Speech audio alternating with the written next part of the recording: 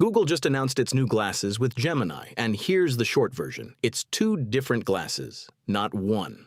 The first pair, audio only, lands this fall.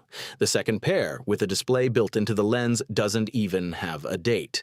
And neither one has a price. Meanwhile, their big rival, the Ray-Ban Meta display, is already on sale right now, right here in the States, for $799. But here's the thing, the smartest buy in this whole story is probably not the $700 one. There's one pair I'd hand to most people today, and at the end of this video, I'll tell you exactly which one, with the numbers to back it up. Let's get into it.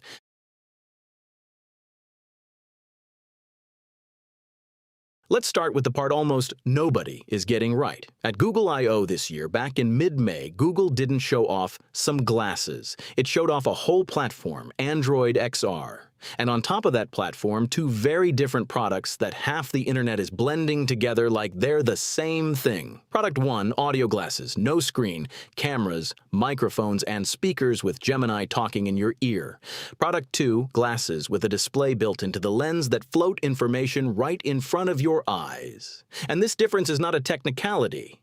It changes the price, it changes the date, and it changes who they're even for. When somebody tells you Google's glasses drop this fall, they're only half right. The audio pair drops this fall. The display pair, the one in all the flashy headlines, has no date at all. Hold on to that because it's the thing that makes sense of everything coming next.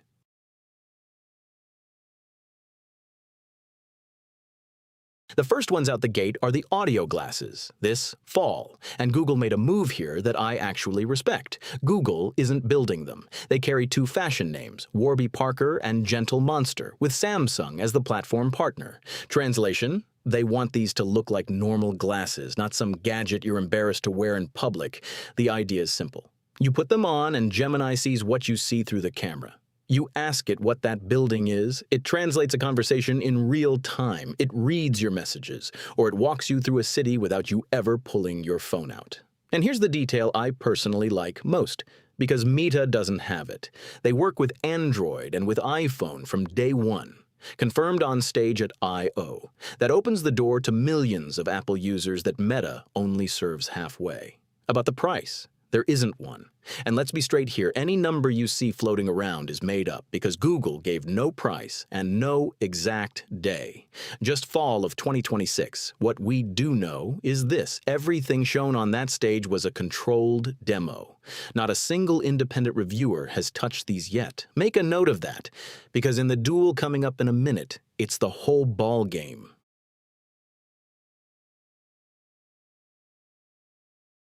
Then there's the second product, the glasses with a display. The ones that show maps, translations, and notifications floating in your field of view. The I/O demos were jaw-dropping, and that's exactly what they are for now, demos. Official facts as of today, no date, no price, no full spec sheet. Google literally said it would share more details later this year. That's it. Everything else you read is speculation. And the reason I'm giving them a full chapter is simple. They are the direct answer to the product we're about to talk about. Meta has been selling display glasses, real ones, in real stores, with real reviews, since September of last year. And once you put both of those things on the same table, the whole picture of this war changes.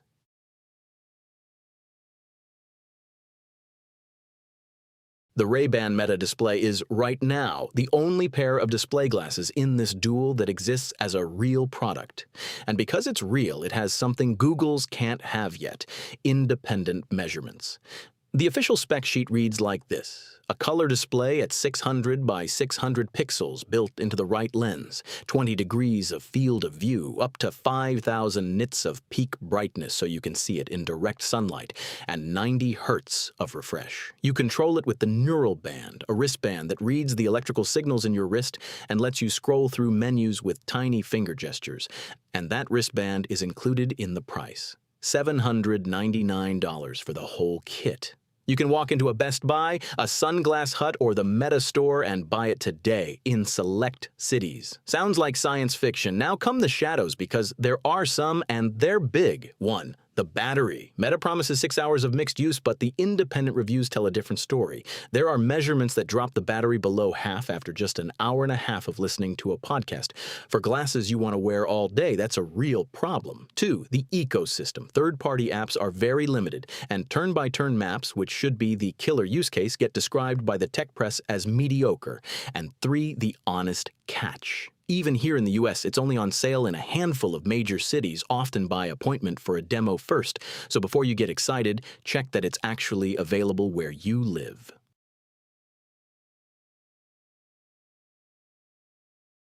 Now the real duel. On Who's Winning Today, the honest answer is Meta. No contest. It has a real product on the street for more than 8 months, a neural wristband that actually works, and the entire Ray-Ban machine behind it. You don't improvise that on a stage. But pay attention, because here's my take, and it cuts against almost everything you'll read this week. This war is not going to be decided by hardware. It's going to be decided by who controls your assistant.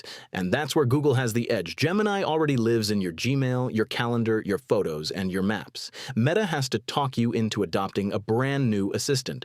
Google just has to put the one you already use every day in front of your eyes. And on top of that, it works with iPhone, which is exactly where Meta is weakest. That's why I keep saying Google's announcement is a statement of intent, not a product.